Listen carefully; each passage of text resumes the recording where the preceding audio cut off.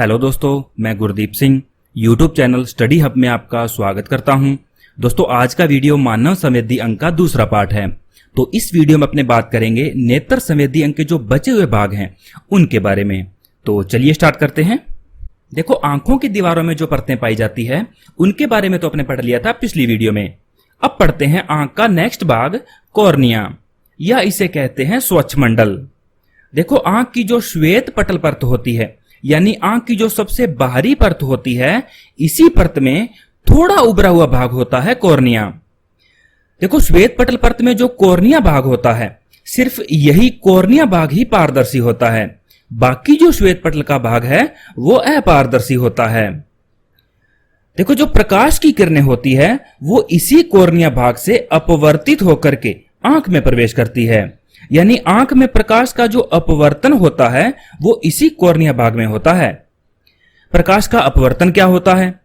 देखो, जो प्रकाश की किरण है जब वो एक पारदर्शी माध्यम से दूसरे पारदर्शी माध्यम में जाती है तो वो किरण अपने मार्ग से विचलित हो जाती है। इसे ही कहते हैं प्रकाश का अपवर्तन। तो आपको सिर्फ यही ध्यान रखना है कि प्रकाश की किरणें कॉर्निया भाग से अपवर्तित होकर के आंख में प्रवेश करती है।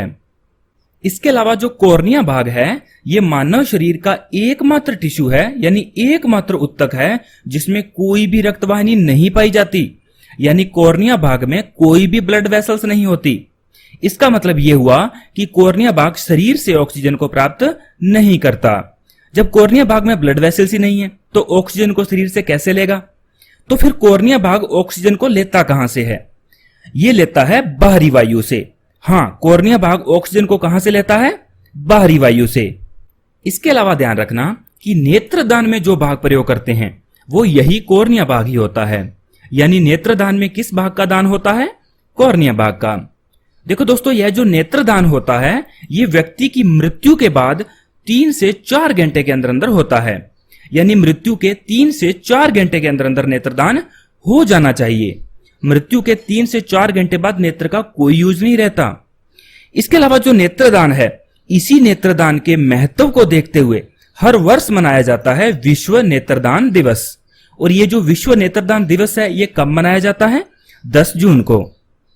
देखो, कॉर्निया भाग से रिलेटेड एक बात और ध्यान रखना कि मनुष्य का जो कॉर्निया भाग है, मनुष्य का कॉर्निया भाग और शार्क मछली का कॉर्निया भाग, दोनों की बनावट एक जैसी होती है, यानी जो शार्क मछली का कॉर्निया भाग है उसे मनुष्य में ट्रांसप्लांट किया जा सकता है क्योंकि दोनों की बनावट सेम होती है।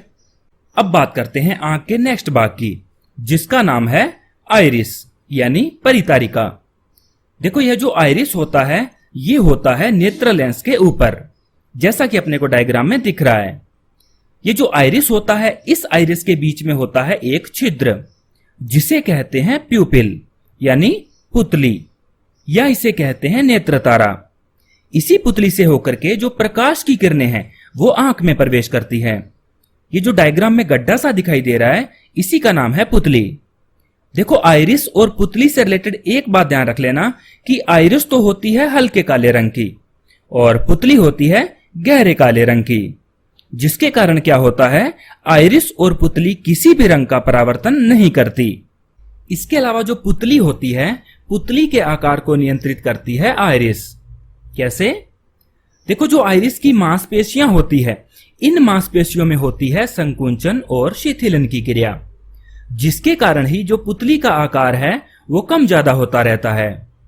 देखो, जब तीव्र प्रकाश होता है तो पुतली छोटी हो जाती है, यानी तेज प्रकाश में तो पुतली का आकार छोटा हो जाता है, और जब मंद प्रकाश होता है, मंद प्रकाश में पुतली का आकार बड़ा हो जाता है।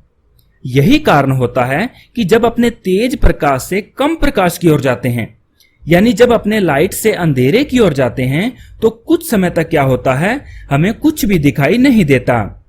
इसका सबसे अच्छा एग्जाम्पल है सिनेमाघर। सिनेमाघरों में आपने देखा होगा कि जब अपने एंटर करते हैं तो हमें कुछ समय तक कुछ भी दिखाई नहीं देता। हाँ, थोड़ी देर बाद क्या होता है कि जब धीरे धीरे पुतली का आकार बढ़ जाता है तो हमें साफ साफ दिखाई देने लग जाता है। इसके अलावा आपने देखा होगा कि कुछ व्यक्तियों में तो आंखें भूरे रंग की होती है, कुछ व्यक्तियों में काले रंग की होती है और कुछ व्यक्तियों में नीले रंग की भी होती है। यानी नेत्र का अलग अलग व्यक्तियों में अलग अलग रंग का होना किसके कारण होता है? आइरिस के कारण होता है। यानी आंख के जो अलग अलग रंग होते हैं वो आइरिस के होते हैं। और कुछ व्यक्तियों में आपने यह भी देखा होगा कि दोनों आंखों का रंग भी अलग अलग होता है। यह जो दोनों आंखों का रंग अलग अलग होता है, इसे विज्ञान की भाषा में कहते हैं हेटेरोक्रोमिया। इस कंडीशन में जो आइरिस होती है वो मल्टी कलर होती है। इसके अलावा क्या आपको पता है कि हमारा जो नेत्र है वो सिर्फ 3 रंगों को ही दिखाता है? हाँ, मनुष्य का नेत्र सिर्फ 3 रंगों को ही दिखाता है। पहला होता है लाल, दूसरा नीला और तीसरा हरा। बाकी जो हमें रंग दिखाई देते हैं वो इन 3 रंगों का ही कॉम्बिनेशन होते हैं, यानी इन 3 रंगों से ही मिलकर बनते हैं बाकी रंग। और आइरिस से रिलेटेड लास्ट पॉइंट ध्यान रख लेना कि जो हमारा फिंगरप्रिंट होता है, फिंगरप्रिंट में अलग अलग विशेषताएं होती है 40। कितनी? 40।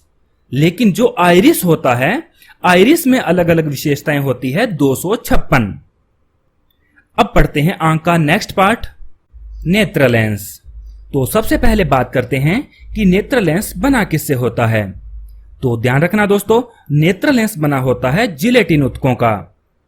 और यदि अपने बात करें कि आंख में लेंस होता कौन सा है, तो आंख में होता है द्विउत्तल लेंस, यानी उभय उत्तल लेंस। देखो, जो लेंस होते हैं ये 2 प्रकार के होते हैं। पहला प्रकार है उत्तल लेंस, या इसे कहते हैं अभिसारी लेंस। दूसरा प्रकार है अवतल लेंस, या इसे कहते हैं अपसारी लेंस। ये जो उत्तल लेंस होते हैं ये बीच में से तो होते हैं मोटे और किनारों पर होते हैं पतले, और जो अवतल लेंस होते हैं ये बीच में से तो होते हैं पतले और किनारों पर होते हैं मोटे। ये जो उत्तल लेंस होते हैं ये 3 प्रकार के होते हैं। पहला प्रकार है द्विउत्तल लेंस, या इसे कहते हैं उभय उत्तल लेंस। दूसरा प्रकार है समतल उत्तल लेंस, और तीसरा प्रकार है अवतल उत्तल लेंस। ये जो अवतल लेंस होते हैं ये भी 3 प्रकार के होते हैं। पहला प्रकार है उभय अवतल लेंस, दूसरा प्रकार है समतल अवतल लेंस, और तीसरा प्रकार है अवतल उत्तल लेंस। तो अपने को सिर्फ ध्यान रखना है द्विउत्तल लेंस के बारे में, यानी आंख में कौन सा लेंस होता है? द्विउत्तल लेंस। यह जो द्विउत्तल लेंस होता है, इस लेंस का कार्य क्या होता है? इस लेंस का कार्य होता है आंख में किसी भी वस्तु का प्रतिबिंब बनाना, यानी किसी भी वस्तु का जो प्रतिबिंब बनाता है वो ये द्विउत्तल लेंस बनाता है। देखो, यह जो नेत्र लेंस होता है, नेत्र लेंस और आंख के कोर्निया भाग के बीच में एक जलीय द्रव्य होता है जिसे कहते हैं नेत्रोद द्रव, यानी एक्वस ह्यूमर। यह जो नेत्रोद द्रव होता है इसका कार्य क्या होता है?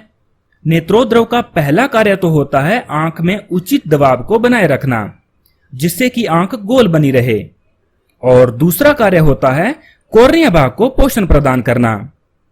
इसके अलावा नेत्र लेंस और रेटिना के बीच भी एक द्रव होता है जिसे कहते हैं काचाभ द्रव, यानी विट्रियस ह्यूमर।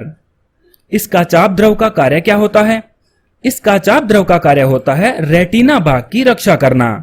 अब पढ़ते हैं नेत्र से संबंधित दोष, यानी नेत्र दृष्टि दोष। तो नेत्र से संबंधित सबसे पहला दोष है निकट दृष्टि दोष, या इसे कहते हैं मायोपिया। यह जो मायोपिया दोष होता है, इस दोष में क्या होता है? व्यक्ति को पास की वस्तुएं तो स्पष्ट दिखाई देती है, लेकिन दूर की वस्तुएं स्पष्ट दिखाई नहीं देती। यानी दूर की वस्तुएं कैसी दिखाई देती है? धुंधली धुंधली सी। इसका कारण क्या होता है?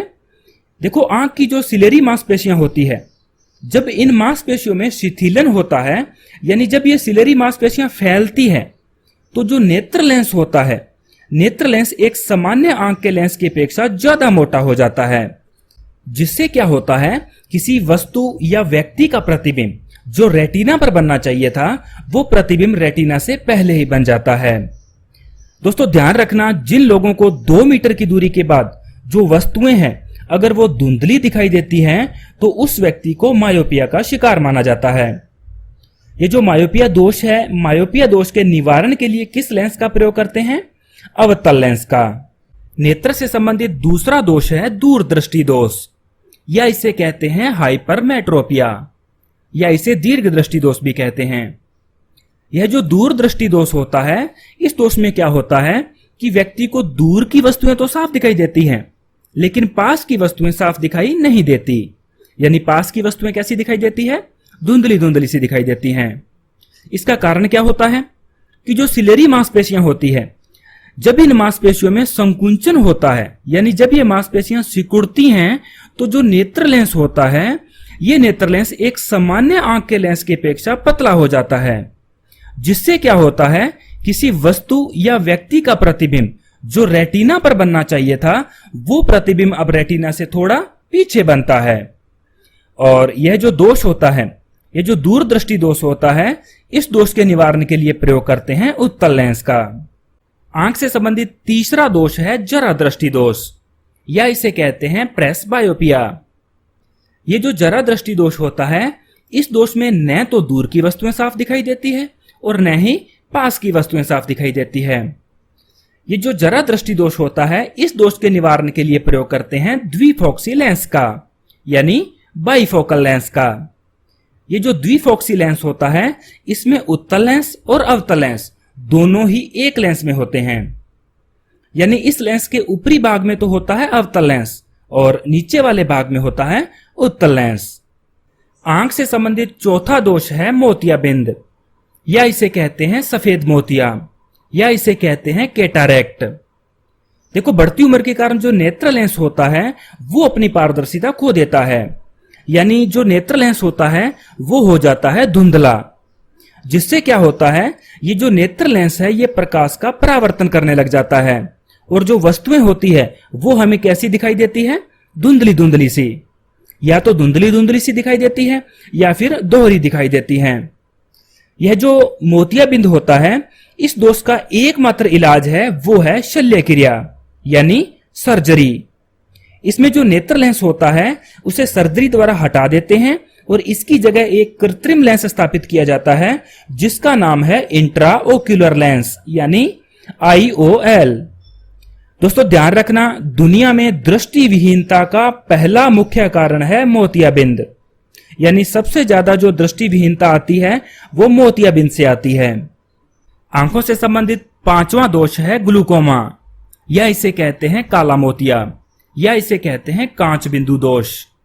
यह जो ग्लूकोमा दोष है, इस दोष में क्या होता है कि आंखों के अंदर से जो तरल पदार्थ निकलता है वो बंद हो जाता है। यानी यह जो तरल पदार्थ होता है, इस तरल पदार्थ को बाहर निकालने वाले जो महीन छिद्र होते हैं वो बंद हो जाते हैं, जिससे क्या होता है, जो आंखें होती है उनमें सूजन आ जाती है। इसके अलावा ध्यान रखना दोस्तों कि दुनिया में दृष्टि विहीनता का दूसरा मुख्य कारण है ग्लूकोमा। पहला मुख्य कारण कौन सा है, मोतियाबिंद। दूसरा मुख्य कारण है ग्लूकोमा। ये जो ग्लूकोमा दोष है, इस दोष के निवारण के लिए प्रयोग करते हैं शल्य क्रिया का। तो दोस्तों अपना जो नेत्र संवेदी अंग टॉपिक है वो पूरा हो चुका है। नेक्स्ट वीडियो में अपने बात करेंगे कान और त्वचा संवेदी अंग के बारे में, क्योंकि जो जीभ और नाक संवेदी अंग है वो अपने पिछली वीडियोज में पढ़ चुके हैं। तो यह वीडियो आपको कैसा लगा कमेंट करके जरूर बताइएगा। यदि आपको यह वीडियो अच्छा लगा हो तो वीडियो को लाइक कीजिए, शेयर कीजिए और स्टडी हब यूट्यूब चैनल को सब्सक्राइब कीजिए। Thank you.